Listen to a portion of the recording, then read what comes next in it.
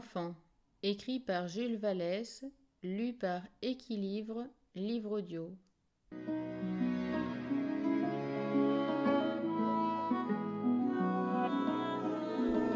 Dédicace à tous ceux qui crèvent d'ennui au collège, ou qu'on fit pleurer dans la famille, qui pendant leur enfance furent tyrannisés par leurs maîtres, ou rossés par leurs parents. Je dédie ce livre. Jules Vallès.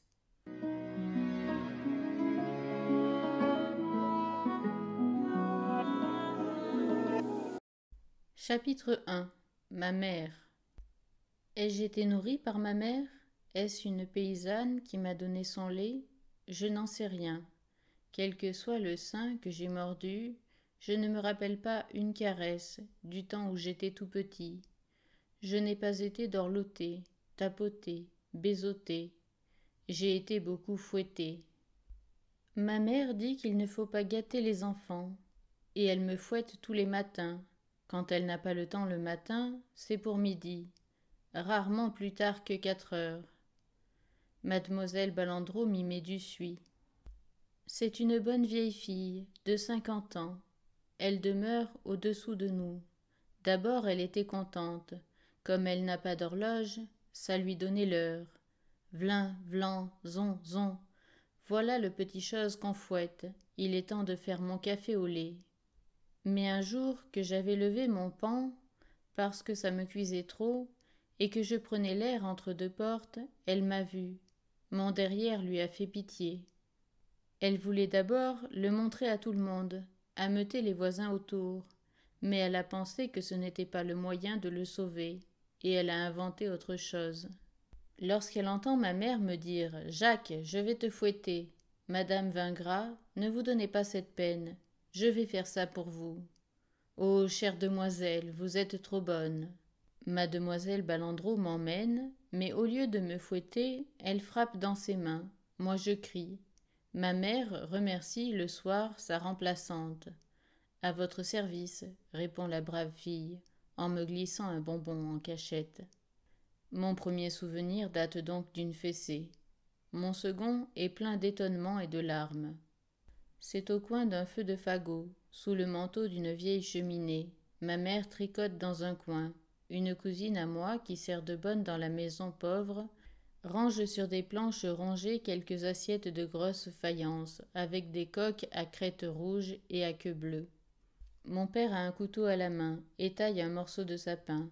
Les copeaux tombent, jaunes et soyeux, comme des brins de ruban. Il me fait un chariot, avec des languettes de bois frais. Les roues sont déjà taillées. Ce sont des ronds de pommes de terre, avec leur cercle de peau brune qui imite le fer. Le chariot va être fini. J'attends, tout ému, et les yeux grands ouverts, quand mon père pousse un cri et lève sa main pleine de sang. Il s'est enfoncé le couteau dans le doigt. Je deviens tout pâle, et je m'avance vers lui. Un coup violent m'arrête, c'est ma mère qui me l'a donné. L'écume aux lèvres, les poings crispés. C'est ta faute, si ton père s'est fait mal. Et elle me chasse sur l'escalier noir, en me cognant encore le front contre la porte. Je crie, je demande grâce, et j'appelle mon père. Je vois, avec ma terreur d'enfant, sa main qui pend, toute hachée. C'est moi qui en suis cause. Pourquoi ne me laisse-t-on pas entrer pour savoir? On me battra après si l'on veut. Je crie. On ne me répond pas. J'entends qu'on remue des carafes, qu'on ouvre un tiroir, on met des compresses. Ce n'est rien, vient me dire ma cousine, en pliant une bande de linge taché de rouge. Je sanglote, j'étouffe. Ma mère reparaît et me pousse dans le cabinet où je couche, où j'ai peur tous les soirs. Je puis avoir 5 ans, et je me crois un parricide. Ce n'est pas ma faute pourtant. Est-ce que j'ai forcé mon père à faire ce chariot? Est-ce que je n'aurais pas mieux aimé saigner moi, et qu'il n'eût point mal? Oui, et je m'égratigne les mains pour avoir mal aussi. Et que maman aime tant mon père, voilà pourquoi elle s'est emportée. On me fait apprendre à lire dans un livre où il y a écrit en grosses lettres qu'il faut obéir à ses pères et mères. Ma mère a bien fait de me battre. La maison que nous habitons est dans une rue sale, pénible à gravir, du haut de laquelle on embrasse tout le pays, mais où les voitures ne passent pas. Il n'y a que les charrettes de bois qui y arrivent, traînées par des bœufs qu'on pique avec un aiguillon. Ils vont, le cou tendu, le pied glissant, leur langue pend et leur peau fume. Je m'arrête toujours à les voir, quand ils portent des fagots, et de la farine chez le boulanger qui est à mi-côte. Je regarde en même temps les mitrons tout blancs, et le grand four tout rouge. On enfourne avec de grandes pelles, et ça sent la croûte, et la braise. La prison est au bout de la rue, et les gendarmes conduisent souvent des prisonniers qui ont les menottes, et qui marchent sans regarder ni à droite ni à gauche, l'œil fixe, l'air malade. Des femmes leur donnent des sous, qu'ils serrent dans leurs mains en inclinant la tête pour remercier. Ils n'ont pas du tout l'air méchants. Un jour, on en a emmené un sur une civière, avec un drap blanc qui le couvrait tout entier. Il s'était mis le poignet sous une scie, après avoir volé, et il avait coulé tant de sang qu'on croyait qu'il allait mourir. Le geôlier, en sa qualité de voisin, est un ami de la maison. Il vient de temps en temps manger la soupe, chez les gens d'en bas, et nous sommes camarades, son fils et moi. Il m'emmène quelquefois à la prison, parce que c'est plus gai. C'est plein d'arbres, on joue, on rit, et il y en a un tout vieux qui vient du bagne, et qui fait des cathédrales avec des bouchons et des coquilles de noix. À la maison, l'on ne rit jamais. Ma mère bougonne toujours. Oh, comme je m'amuse davantage avec ce vieux-là et le grand qu'on appelle le braconnier, qui a tué le gendarme à la foire du Vivarais. Puis ils reçoivent des bouquets, qu'ils embrassent et cachent sur leur poitrine. J'ai vu en passant au parloir que c'étaient des femmes qui les leur donnaient. D'autres ont des oranges et des gâteaux que leur mère leur porte, comme s'ils étaient encore tout petits. Moi je suis tout petit, et je n'ai jamais ni gâteau ni orange. Je ne me rappelle pas avoir vu une fleur à la maison. Maman dit que ça gêne, et qu'au bout de 2 jours ça sent mauvais. Je m'étais piquée à une rose l'autre soir. Elle m'a crié « Ça t'apprendra !» J'ai toujours envie de rire quand on dit la prière. J'ai beau me retenir, je prie Dieu avant de me mettre à genoux. Je lui jure bien que ce n'est pas de lui que je ris. Mais dès que je suis à genoux, c'est plus fort que moi. Mon oncle a des verrues qui le démangent, et il les gratte, puis il les mord. J'éclate. Ma mère ne s'en aperçoit pas toujours, heureusement, mais Dieu, qui voit tout, qu'est-ce qu'il peut penser? Je n'ai pas ri pourtant l'autre jour. On avait dîné à la maison avec ma tante de Vourzac et mes oncles de Farérols. On était en train de manger la tourte, quand tout à coup il a fait noir. On avait eu chaud tout le temps, on étouffait, et l'on avait ôté ses habits. Voilà que le tonnerre a grondé. La pluie est tombée à torrents. De grosses gouttes faisaient floc dans la poussière. Il y avait une fraîcheur de cave, et aussi une odeur de poudre, dans la rue. Le ruisseau bouillait comme une lessive, puis les vitres se sont mises à grincer. Il tombait de la grêle. Mes tantes et mes oncles se sont regardés, et l'un d'eux s'est levé. Il a ôté son chapeau et s'est mis à dire une prière. Tous se tenaient debout et découverts, avec leurs fronts jeunes ou vieux, pleins de tristesse. Ils priaient Dieu de n'être pas trop cruel pour leurs champs, de ne pas tuer, avec son plomb blanc, leur moisson en fleurs. Un grêlon a passé par une fenêtre, au moment où l'on disait Amen, et a sauté dans un verre. Nous venons de la campagne. Mon père est fils d'un paysan qui a eu de l'orgueil et a voulu que son fils étudiât pour être prêtre. On a mis ce fils chez un oncle curé pour apprendre le latin, puis on l'a envoyé au séminaire.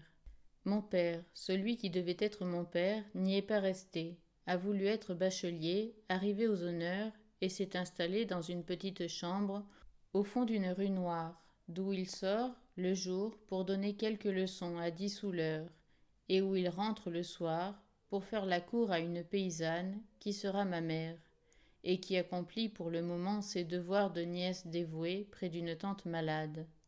On se brouille pour cela avec l'oncle curé, on dit adieu à l'église, on s'aime, on s'accorde, on s'épouse. On est aussi au plus mal avec les pères et mères, à qui on fait des sommations pour arriver à ce mariage, de la débine et de la misère. Je suis le premier enfant de cette union bénie. Je viens au monde dans un lit, de vieux bois, qui a des punaises de village et des puces de séminaire. La maison appartient à une dame de 50 ans, qui n'a que 2 dents, l'une marron et l'autre bleue, et qui rit toujours. Elle est bonne et tout le monde l'aime. Son mari s'est noyé en faisant le vin dans une cuve, ce qui me fait beaucoup rêver, et me donne grand-peur des cuves, mais grand amour du vin. Il faut que ce soit bien bon pour que M. Garnier, c'est son nom, en ait pris jusqu'à mourir. Madame Garnier boit, tous les dimanches, de ce vin qui sent l'homme qu'elle a aimé.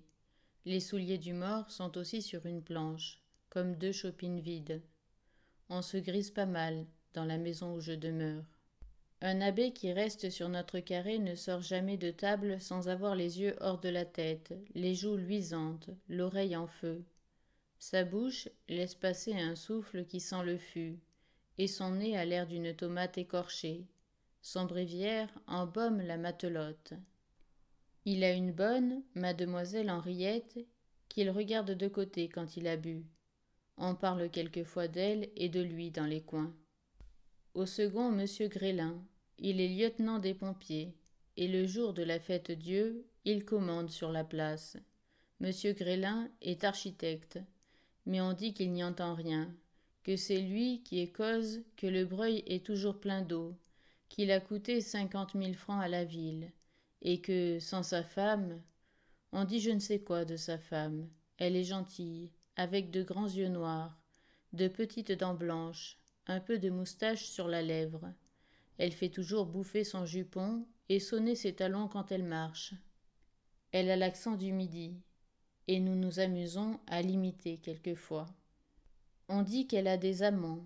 Je ne sais pas ce que c'est, mais je sais bien qu'elle est bonne pour moi, qu'elle me donne, en passant, des tapes sur les joues, et que j'aime à ce qu'elle m'embrasse, parce qu'elle sent bon.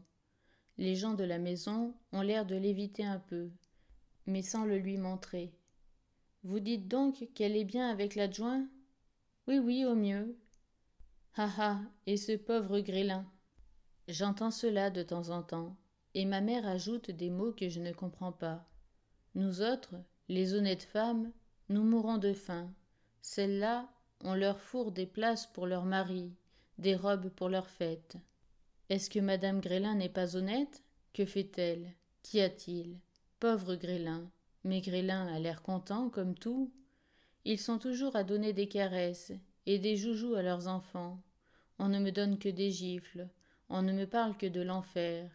On me dit toujours que je crie trop. Je serais bien plus heureux si j'étais le fils à Grélin. Mais voilà.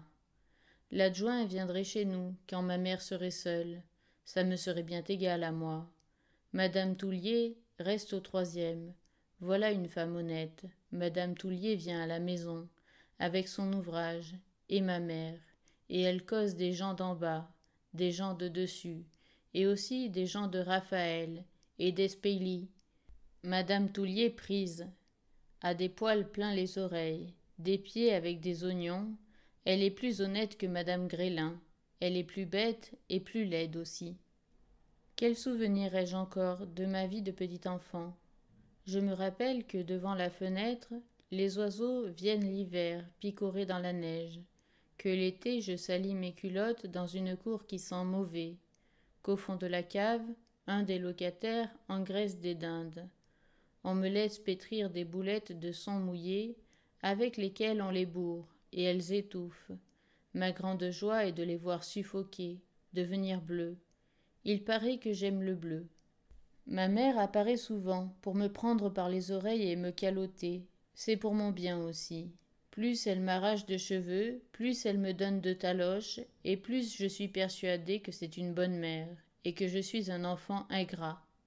Oui, ingrat, car il m'est arrivé quelquefois le soir, en grattant mes bosses, de ne pas me mettre à la bénir. Et c'est à la fin de mes prières tout à fait que je demande à Dieu de lui garder la santé pour veiller sur moi, et me continuer ses bons soins. Je suis grand, je vais à l'école. Ô la belle petite école, ô la belle rue, et si vivante les jours de foire. Les chevaux qui hennissent, les cochons qui se traînent en grognant, une corde à la patte, les poulets qui s'égosillent dans les cages, les paysannes en tablier vert avec des jupons écarlates, les fromages bleus, les tomes fraîches, les paniers de fruits, les radis roses, les choux verts. Il y avait une auberge tout près de l'école, et l'on y déchargeait souvent du foin. Le foin où l'on s'enfouissait jusqu'aux yeux, d'où l'on sortait hérissé et suant, avec des brins qui vous étaient restés dans le cou, le dos, les jambes, et vous piquaient comme des épingles. On perdait ses livres dans la meule, son petit panier, son ceinturon, une galoche, toutes les joies d'une fête, toutes les émotions d'un danger. Quelle minute! Quand il passe une voiture de foin, j'ôte mon chapeau, et je la suis.